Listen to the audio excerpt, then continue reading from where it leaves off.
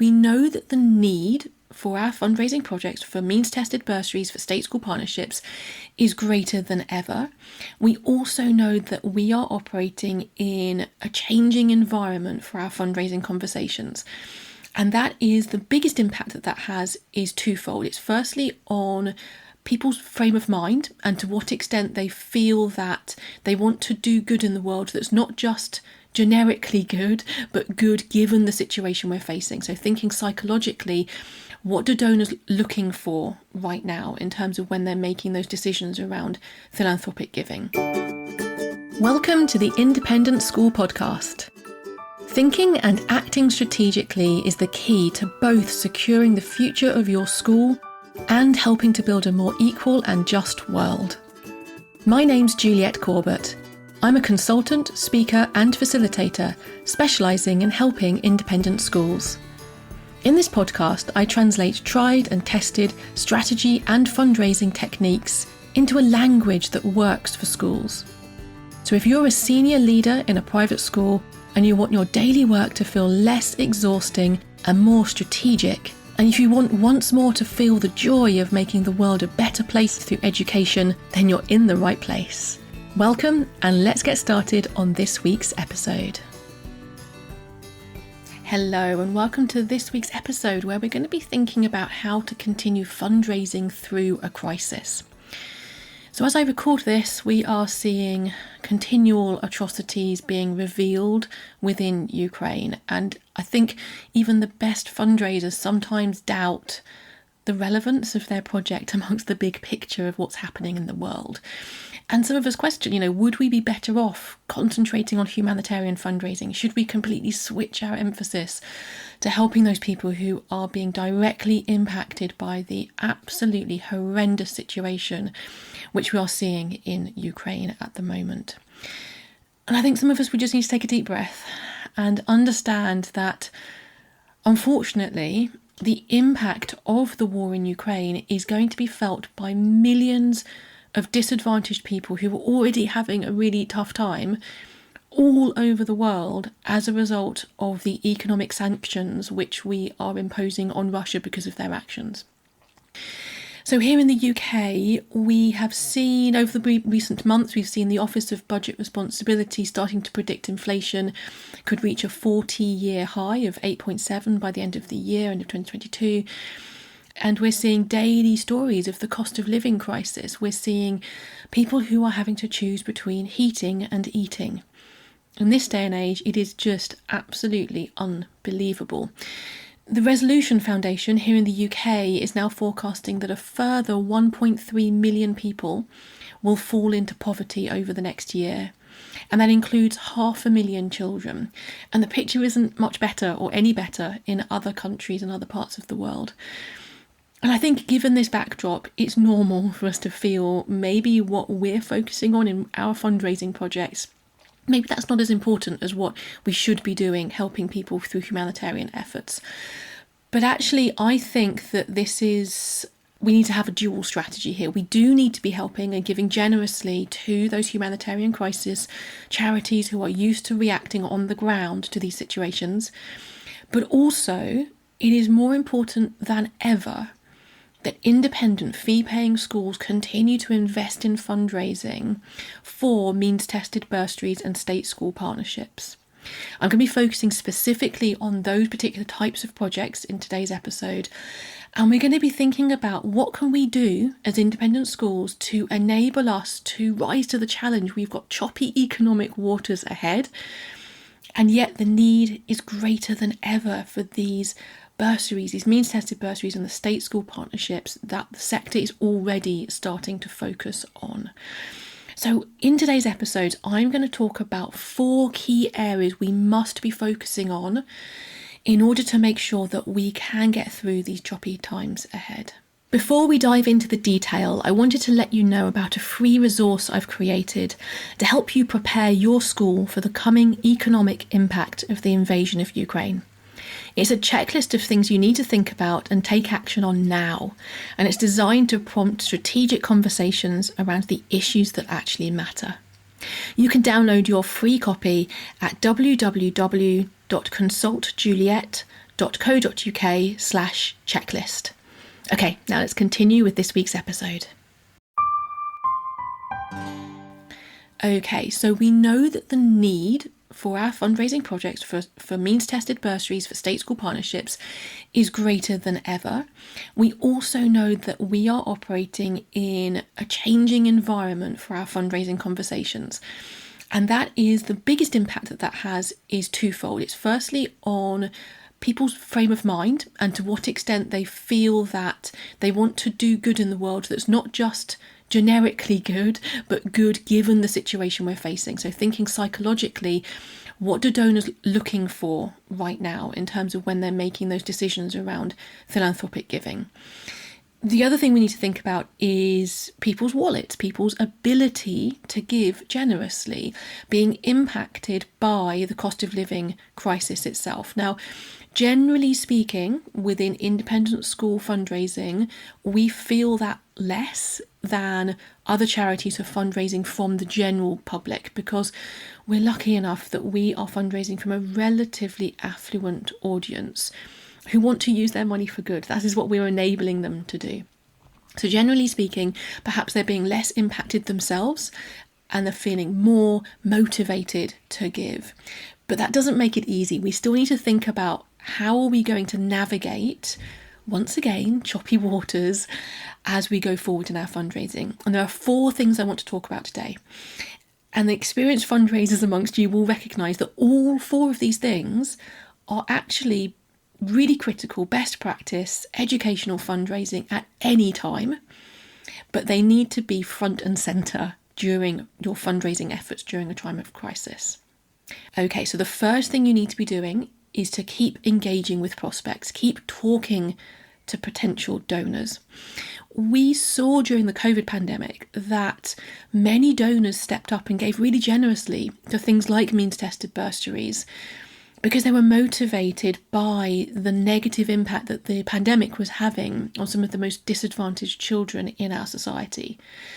And so what we saw was that some of the concerns that maybe school governors, school leaders, maybe even some fundraisers had about contacting prospective donors at a time of national crisis were actually very successfully overcome by professional fundraisers who knew what they were doing, who were being human, who were being really alert to each individual's circumstances as they were having those conversations. Those fundraisers who were most successful during the pandemic raising money for bursaries were the ones who just kept talking to prospects. But they were really, really careful that they were being very alert in every conversation to the individual circumstances. So those active listening skills are on full alert to understanding how each individual is being impacted by rapidly changing times. And then the really good fundraisers were tailoring their conversations according to the way that donors were feeling and the information that donors were sharing with them about their personal circumstances. And what we saw during the pandemic was that fundraisers who felt confident talking to prospective donors, they may not have gone ahead with as many asks as they had been planning pre-pandemic, but they were still successful if they were having those conversations going. And the same lessons can be applied today. It feels slightly less like a crisis on our doorstep at the moment, with the Ukraine war being some distance away and the economic impact not quite hitting home at the moment, not yet, for many of our audience. But all of those same lessons apply. So you have to engage with your prospects constantly, be listening to their concerns about the future, and then at an appropriate time, and making sure that you're using your judgment as to when that appropriate time is, communicating with real, authentic passion and belief the positive role that your bursaries programs or partnership programs will play as part of the solution to helping everybody come through this crisis. And while it may seem counterintuitive, I found all the way through the pandemic, actually, my feeling was that actually it's better to focus these conversations on major gift conversations. It might feel like actually asking for big donations is really difficult when economic times are tough, but actually because you can do major donation fundraising with face-to-face conversations, you're not having to rely on mass communications going out.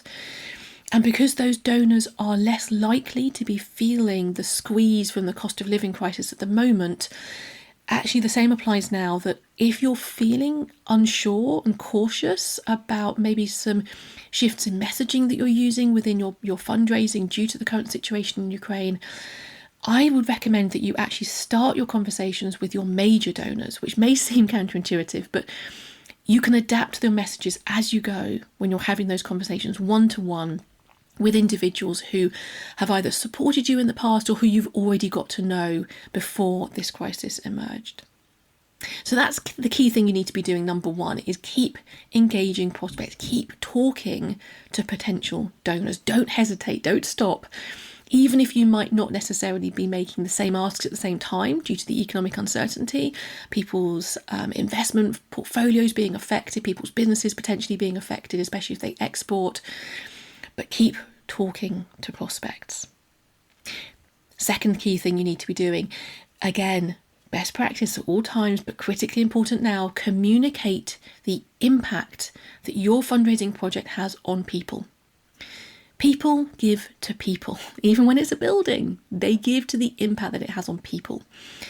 And so we know as fundraisers that the key thing we need to be doing is telling a story, creating a narrative around the impact that our means-tested bursaries and our state school partnerships has on the real people that we are trying to help.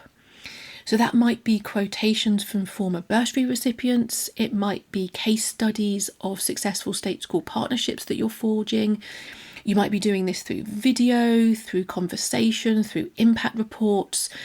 Whatever it is, keep telling the stories every moment you can of the impact that your fundraising is having. That is what will motivate people to give. And at a time of crisis, we don't want to be opportunistic, but where it's true, where it's appropriate and really honest, you can connect those stories back to the impact of the crisis. So if, for example, you have a bursary family who perhaps is already with you, but who is really struggling at the moment because of the cost of living crisis, the impact on the energy bills going up and so on and so forth. If you have a quotation from maybe one of those parents to say, given everything that's going on at the moment, we are particularly grateful for the education that our child is receiving and the fact that they get fantastic meals and so on, it just takes the pressure off us at home a little bit more in terms of those really tough choices that we're having to make. If that is honest, if that is true, tell that story too. But don't be tempted to opportunistically link your project to the crisis. But if it's there, if the link is there, don't be afraid to make it obvious and make it public and tell those stories around all of this crisis. And storytelling has a really particular impact during time of crisis, actually. We crave to know how others are feeling. We crave to know that what we're giving to is having a benefit on people. So if anything, ramp up that storytelling. Make sure that you're doing it really effectively and that you have a constant flow of news stories to tell. This isn't something that you just do once. It's constantly refreshing and updating those stories that you're telling. So that's the key thing. Number 2 is communicate the impact. The third key area you need to focus on is, and I talk about this all the time, focus your efforts. We know in everything that we do, including fundraising, that the way to maximise your impact is by focusing your effort on the areas where you're best placed to help, where you're best placed to have an impact on people. So when you're thinking about focusing your efforts of fundraising during a crisis, you may well want to evaluate the possibility of slightly refocusing your fundraising to help those directly affected. So for example, we're seeing schools who are shifting their bursaries fundraising to include bursaries for Ukrainian children who are coming across as refugees.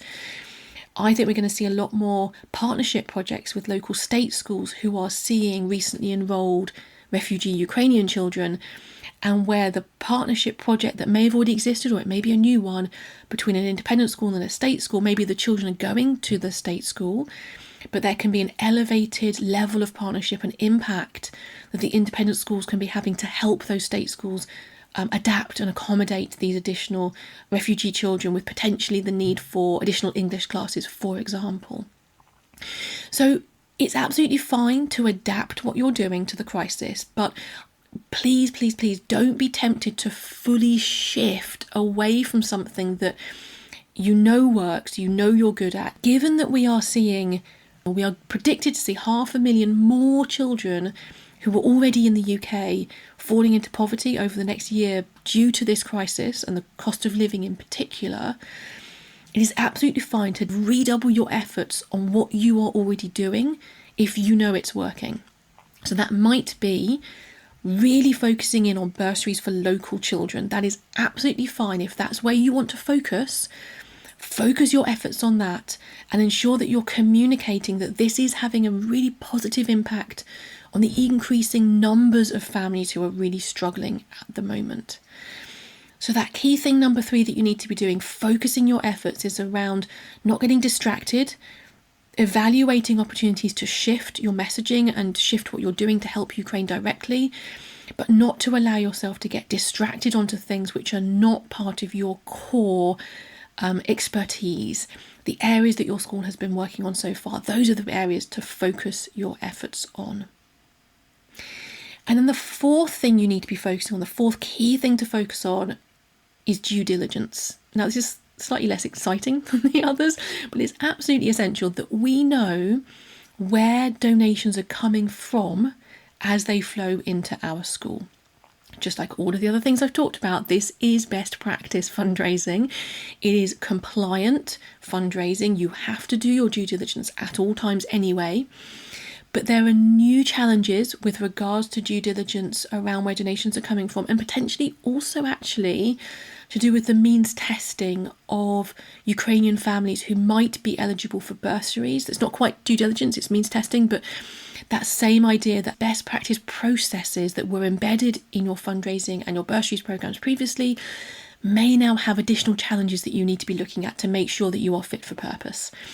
I'm not going to go into that in massive detail here. I'm going to link in the episode notes to an article by IDPE specifically around due diligence, just to make sure that your due diligence processes are fit for purpose at the moment. So in conclusion, it is more important than ever that independent schools are focusing on means-tested bursaries and state school partnerships and investing in fundraising to achieve those projects.